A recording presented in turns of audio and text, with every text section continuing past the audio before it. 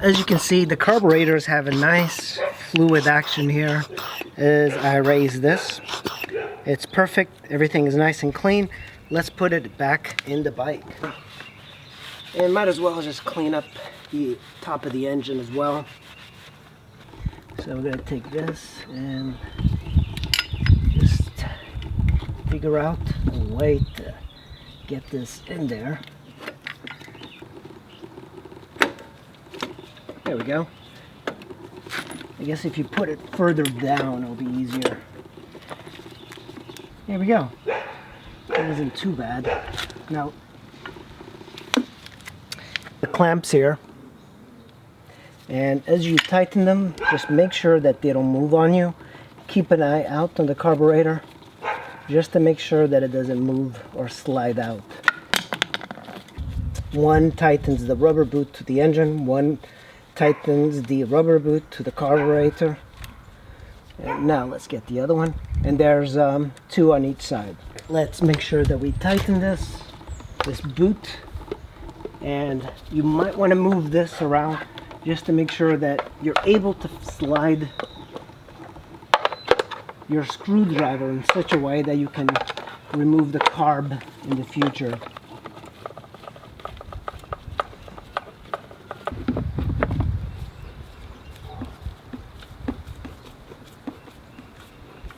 Make sure that when you're pushing in this airbox, that this part where it meets the carburetor is all the way in towards the little stops of the metal of the carburetor before you tighten everything up. What tends to happen is that oftentimes when I put these the airbags back together with the carbs, if there's any hole in that rubber, it creates a vacuum leak, and then the bike is not going to operate well. So now what you want to do is tighten your airbox clamp, which is, for me, it's here, and it's a little hard to reach, but if I loosen it, I should be able to slide it in a much better way than this.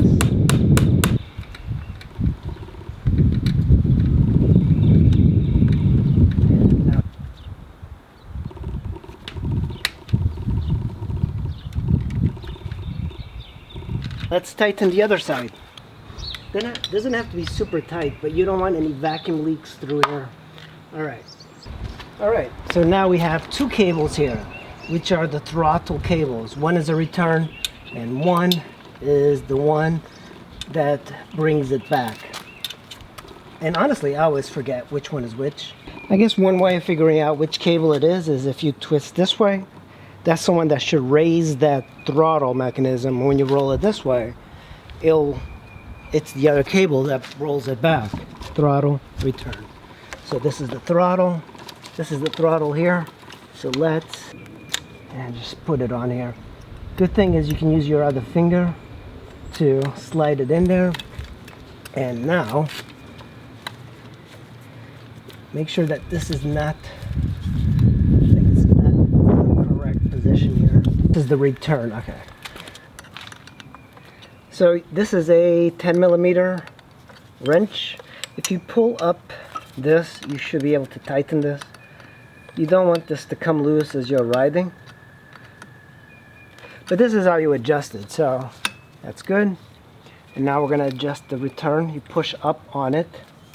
Use your finger to tighten as much as you can. Then slide your 10mm wrench that came with your bike. It's one of the better ones because it's nice and small. And tighten it. If there's any binding, you should be able to loosen it a bit. Or if there's any sort of play, and I see it's actually a little bit off. There we go. That's it. It was binding and now it's perfect. And this is exactly what we want. Just very quick to release. And that's it. The carburetor is in there. Now the next step is hooking up everything to the carb. So one of the things we did, we removed some of the carb, is this T-hose. This goes into the vent for the gas, and then this T goes into the carburetor here on the top. it's a little difficult to put, but you should be able to slide it in. The airbox right here, and then we have this clip that goes into here. You can see this thing has never been apart. Turn on the prime, and now it should just flow onto here. So a lot of times the problems just happen from old gas, because water gets stuck in the gas, and I did notice that the carburetor had some problems that looked like it had water in the carburetor, and I think that's the problem. The gas in this tank is pretty old, and I don't want to take a chance running it through the bike again. I'm going to get some fresh gas. I'm going to let this run out, and I'm just going to go and get... Hi, Sophie. There's something to be said about having a bike that doesn't have any carburetors. Just to do that little bit of work, you have to remove so much of the bike. It almost does not make sense, but this is a fabulous bike. I don't think people realize how good it is. But look how small that engine is. When you remove the plastic, you can really tell how small it is compared to the FJR I just bought. At this point, the gas tank is completely empty. I emptied it out, and what I'm going to do is just, before I start bolting everything together, I need to make sure that the carb clean did the job. And I am just going to hook up the cables here. So we're going to take that green line. Yeah, here we go. It goes into the white one. It's kind of hidden. So that's going to give power to the fuel pump. I have my positive here and my negative. I'm going to hook up my battery, and I'm just going to put a little bit of gas here. We're going to slide the air filter element in there, but we're not going to really bolt it because we just don't want to go through all of that trouble just yet. Thick one that comes off from the top of the carburetor goes into the electronic, I think it's like a vacuum of the plastic thing back here.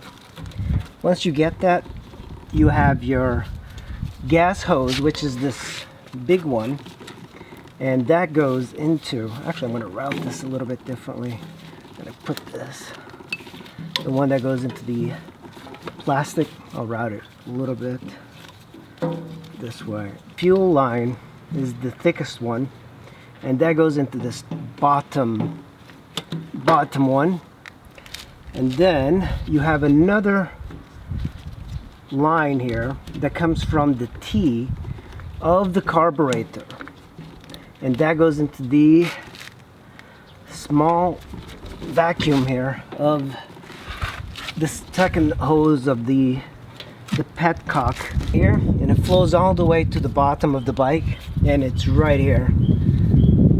And let's just put that in there. Now there is some gas already in the gas tank, and we're gonna do our first test of starting the bike.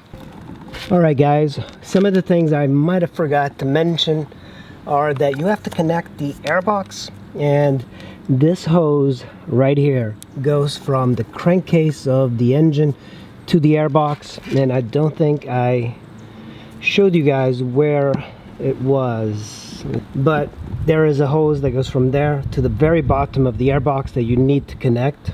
So you have the petcock here, and it's very confusing. There's actually like 4 hoses. There's 2 hoses in the actual petcock. The biggest one goes to the carburetor, that's this one, to the left side of the carburetor, and that's the main fuel hose. And then you have the small hose, which is right here, and it's the T from the top of the carburetor. It goes this way, it goes upward to the engine. Then you have another hose that goes from the carburetor to the fuel pump, the electronic bit of the gas tank, which is back here.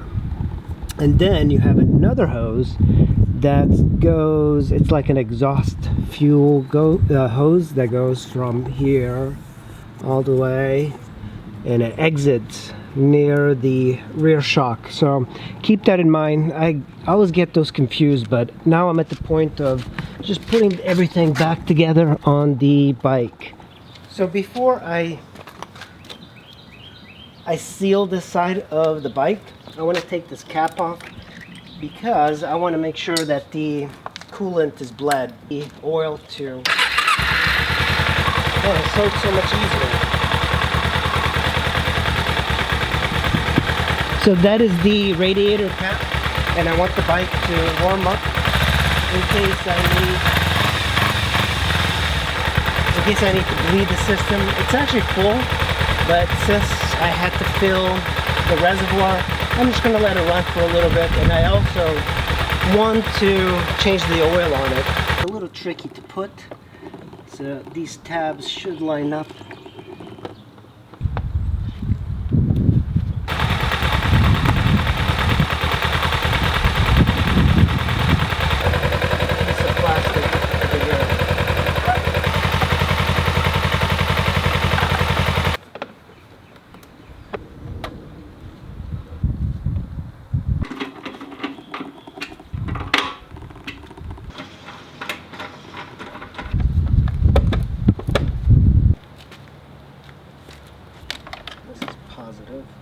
Well guys, the bike is ready. I finished changing the carbs. It is pretty much, it starts, it stops. It needs a new rear tire and probably a new front tire. Needs new oil and filter, but that's small compared to the big item of removing the carb. That was a pain in the ass, and one of the reasons I don't like carb bikes very much anymore. So, and of course it needs a new battery, but I can start it up using my external battery, and I think I am going to see if I can take it for a spin, and we'll see how it rides.